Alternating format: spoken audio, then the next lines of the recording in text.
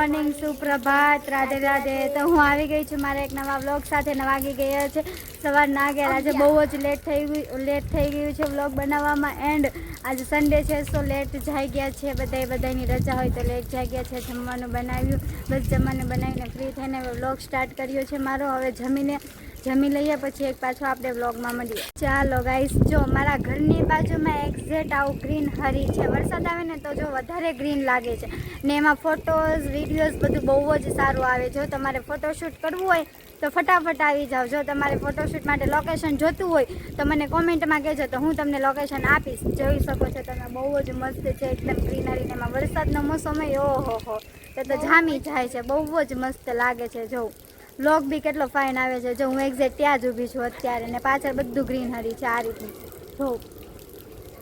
જો એકદમ આજુબાજુમાં ગ્રીનરી છે। જો એક્ઝેક્ટ સામે બી ગ્રીનરી છે બધું ને મારી પાછળ બી ગ્રીનરી છે, સામે બાજુમાં બધે એવું જ છે। ચાલો, હવે વાગી ગયા છે 3 ને મેં ખાઈ લીધું છે અમે બધાએ। અને 3 વાગી ગયા છે તો એ ઊંઘ નથી આવતી। આજે સન્ડે હોય ને એટલે ઊંઘ ન આવે મને। ચાલો ગાઈસ, વાગી ગયા છે 5 ને હવે અમે જઈએ છીએ બહાર ફરવા માટે અત્યારે સાંજે।